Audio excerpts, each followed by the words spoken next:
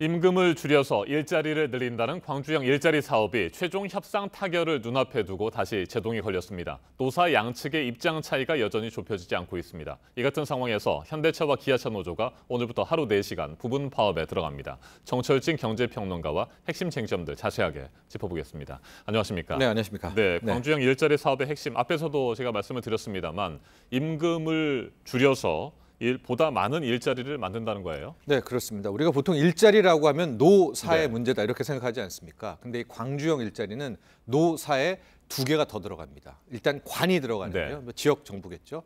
그다음에 또 하나가 지역 사회. 그렇게 4개 단체가 뭉쳐서 일자리를 창출한다라는 건데요. 어떤 형태냐? 방금 말씀하신 것처럼 임금은 한 절반 정도. 네. 그러니까 5천만 원이라고 하면 2,500만 원만 실질적으로 지급을 하고 나머지 2,500만 원은 지역 사회에서 사회적 임금, 가령 교육 서비스라든가 의료, 주거 서비스를 이 복리후생 형태로 네. 지불을 하면서 실질적으로 일자리 만드는 데 주력을 하겠다라는 개념을 갖고 있는 우리나라에서는 처음으로 가보는 그런 일자리 네. 사업이다. 이렇게 보시면 되겠습니다. 다른 근로자들처럼 주 52시간 일하면서 임금을 깎는 건 아니죠? 네. 네. 이 노동 자체도 이번 같은 경우에는 44시간으로 이제 조금은 덜하게 되는 것이죠. 그 대신 일자리를 늘린다는 데 좀 더 방점을 찍고 있는 겁니다. 네, 그동안 광주형 일자리 사업 협상 과정에서 4가지 의제에 대해서 집중적으로 협의를 하지 않았습니까? 네, 그렇습니다. 적정 임금이 있고 네. 적정 근로시간, 그리고 노사 상생 경영, 네. 그다음에 원청과 하청의 관계 개선. 네. 이 4가지 의제였었는데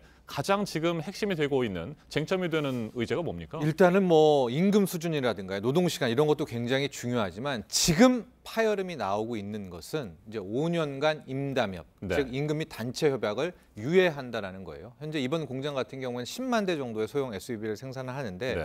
이번 이제 최초의 마지막 타결됐던 안은 35만 대 갈 때까지는 실은 이번에 새로 뽑는 뭐 경력직이라든가 신입 생산직이 임금 협상 없이 그냥 일단은 사측이 가는 대로 가자라는 이제 컨셉으로 시작을 했는데 실은 이것은 노동계 입장에서는 받아들일 수가 없는 거죠. 왜냐하면 네. 기본의 근로자의 권리를 포기한다는 거니까. 그러니까 그 유예 조항을 없애자라고 해서 뒀다가 없앴다가 이걸 어떻게 할까 이러면서 처음에는 노동계가 반발하다가 이제 바로 어제 저녁에는 현대차 사측에서 반발을 하게 되면서 지금 다시 이제 파국의 국면으로 접어들고 있습니다. 네, 한 해 동안 생산할 수 있는 가능 자동차 대수가 10만 대라고 말씀을 하셨는데 네. 지금 노조 측에서는 35만 대 정도라고 하면 네. 뭐 10만 대가 최대치이지만 한 네. 5년 정도는 생산을 해야 된다라고 그렇죠. 보는 거고 네. 그래서 5년 동안 임금과 단체 협상을 하지 말자라고 하는 것은 받아들일 수 없다 이런 거죠? 그렇습니다. 반면 사측에 그러니까 현대차 네. 입장에서는 실은 이게 임금 뭐 임단협이 다시 시작된다면 기존 뭐 노조가 있는데 또 하나의 임단협을 뭐 2번씩 해야 되는 것이고 아하. 이것은 현대차 입장에서는 우리가 뭐 조금은 희생하면서까지 일자리를 늘리는 거에 대한 취지에 맞지 않는다. 그래서 이 임단협을 적어도 5년 정도를 유예할 수 있는 것을 주지 않는다면 네. 뭐 뛰어들지 않겠다라는 아주 또 당연한 모습도 보이고 있습니다. 네, 경영이 조기에 안정될 수 있도록 그런 유예 기간이 필요하다는 게 사측의 사측의 입장인데 입장이죠. 네. 현재 노조와 사측이 그렇게 팽팽한 입장 차이가 있다고 한다면 네. 뭐 5년이라고 35만 대라고 말씀을 드렸습니다만 그 기간이 좀 줄어든다거나 자동차 생산 대수를 좀 줄이는 수준에서 네. 어느 정도 뭐 절충점이 나올 수도 있는 상황입니다. 현재는 그게 타협점은 아닌 것 같습니다. 이제 노동계 입장에서는 이제 기본권은 달라, 법은 법대로 해라라는 이제 그런 입장인 것이고요. 사측 입장에서도 이거를 어디까지 양보를 해야 될지를 뚜렷한 제한을 하고 있지는 않거든요. 그럼 중간에서 이제 광주시가 양쪽을 좀 끌어안는 어떤 네. 협상의 묘를 발휘해야 될 것 같은데 광주시 입장에서도 이게 처음 가보는 길이란 말이죠. 그렇기 때문에 글쎄요, 이 한쪽은 이쪽 기준, 한쪽은 저쪽 기준으로 가면서 조금 흔들리는 모습을 보인다는 것이 조금은 아쉬운 그런 대목입니다. 네, 그러니까 노조에서는 분기별로 한 번 정도씩은 노사가 만나야 되고 네. 2년에 한 번씩은 노사 단체 협상을 개정할지 바꿀지 말아야 될지에 대해서 논의를 해야 된다 이런 입장은 계속 가지고 있는 상태인 거고요. 그렇죠. 그러나 사측은 이제 그 자체도 네. 받아들일 수가 없고 일단은 좀 안정화를 해야 뭐 그 다음 사업을 펼칠 거 아니냐 뭐 이런 주장인 것입니다. 네, 광주형 일자리 사업이 뭐 여러 가지 우여곡절 끝에 실행이 된다고 한다면 네. 기대 효과는 어떤 것들이 있습니까? 일단은 이제 새로운 공장이니까 네. 생산 라인을 뽑아야 되겠고요. 관리하는 부분인데 아마 생산 라인은 지역에 있는 뭐 신규 이제 청년들을 뽑게 될 것 같고요. 경력직으로 관리직을 뽑게 돼서 이렇게 저렇게 합치면 1,000명, 1,100명 정도의 직접 고용인데 그 공장에 들어서서 1,100명이 들어선다고 보십시오. 당장 주변에 밥집 또 뭐 이렇게 좀 들어서야 될 거 아닙니까? 네. 그래서 이렇게 저렇게 광주시에서는 한 10,000면, 그러니까 10,000개 정도의 직간접적인 일자리가 늘어난다라고 하니까 이번에 지금 노사 양측 또 대립을 하고 있는데 또 하나의 즉 노사 민관에서 민인 광주 쪽에서의 지역사회에서는 또 필요하다. 이렇게 네. 우리는 이것을 적극적으로 환영한다. 또 이런 입장을 보이고 있어서 아마 지역사회 입장에서는 이렇게 또 10,000명 정도가 채용이 된다면은 또 굉장히 뭐 활력이 도는 거 아니겠습니까? 또 다른 뭐 입장을 갖고 있는 것 같습니다. 네, 이틀 전에 사실상 타결 단계까지 갔던 내용을 살펴보면 네. 앞에서도 언급이 있었습니다만 주 44시간 일하고 네. 임금은 3,500만 원 정도를 기준으로 네. 한다. 그리고 신설 법인 내에서 적정한 임금 체계를 결정한다. 앞으로요, 이런 방침인데 향후? 네. 그럼 그 부분에 대해서는 이견이 없습니까? 아니요, 그 부분에 대해서 이제 최초에 이제 얘기를 할 때 이제 노조에서 반대를 먼저 한 거죠. 왜냐하면 거기에서 이제 유예 조항을 같이 넣었었거든요. 아하. 그때 당시 광주시는 일단 현대차를 안고 가고 싶어서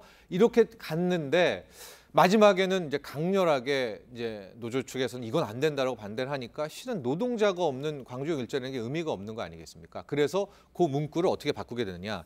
경영 안정과 지속 안정성을 고려해서 일단은 뭐 그때마다 앞서 말한 것처럼 뭐 2년마다 협의라든지 임단협을 부활할 수 있다라는 뉘앙스를 남기게 되니까 어제 오후에 갑자기 또 이번엔 현대차가 왜 그 문구를 수정하느냐. 당초에 원한 대로 가야지만 된다라고 해서 완전히 또 보이콧을 하는 그런 모양새. 그러니까 강대강으로 나가고 있는 그런 상황인 것이죠. 네, 이 같은 상황에서 현대차와 기아차 노조는 오늘부터 주간 2시간, 야간 2시간 이렇게 하루 4시간씩 부분 파업에 들어간다고 선언을 했습니다. 그렇죠. 이들이 반대하고 있는 이유는 광주형 일자리 사업 자체를 아예 뭐 실행해서는 안 된다 이런 얘기입니까? 그러니까 더 좀 더 다음에 걱정을 하고 있는 것 같아요. 왜냐하면 이제 이걸 잘 보시면은 이제 새로운 또 하나의 글쎄요 현대차 내에서 노동 계급이 이제 나오는 거 아닙니까? 네. 기존 노동자가 있고 새로운 노동자가 있는데 새로운 노동자들이 어떤 형태냐? 일단 근로 시간이 줄어들죠. 게다가 호봉제라는 같은 것들도 없고 일종의 큰 틀에서의 뭐 저임금에서 나아가는 이제 연봉 체계가 시작이 되는데 그래서 아마 기존의 현대차 노조는 이제 두 개가 같이 이렇게 쭉 가게 될 때 만에 하나 이쪽 광주형 일자리에서 어떤 부가가치가 나온다면 모든 근로 형태가 이젠 저긴 저렇게 잘하는데 저렇게 잘하는데 이렇게 되게 되면서 전반적으로 노동자의 권익 자체가 떨어지는 그런 계기가 될 수 있다는 게 가장 큰 현대차 기존 노조가 갖고 있는 근본적인 걱정인 것 같고요. 그 외에서 이제 하는 얘기가 중복 투자의 이야기들. 즉 네. 지금 뭐 전기차 시대로 가고 있는데 이런 경차 SUV라는 석유차를 또 필요해야 되느냐? 이거 당장에 5년 뒤 세상이 바뀌면은 어떻게 해야 되느냐? 또 비슷한 유형이 이제 울산 공장에서 또 네. 런칭을 하고 있습니다. 그러니까 그런 부분들. 그러니까 노조애들은 이제 큰 틀에서의 노동 자체의 계급들의 문제와 함께 나아가서는 뭐 경영 효율성의 문제 이런 것들을 좀 함께 고민해서 반대를 하고 있는 것 같습니다. 예, 여러 가지 얽히고 설킨 문제들이 많은 것 같습니다. 그렇습니다. 어떻게 협상을 계속해서 진행해 나갈지 지켜봐야 될 것 같습니다. 정철진 평론가님 말씀 잘 들었습니다.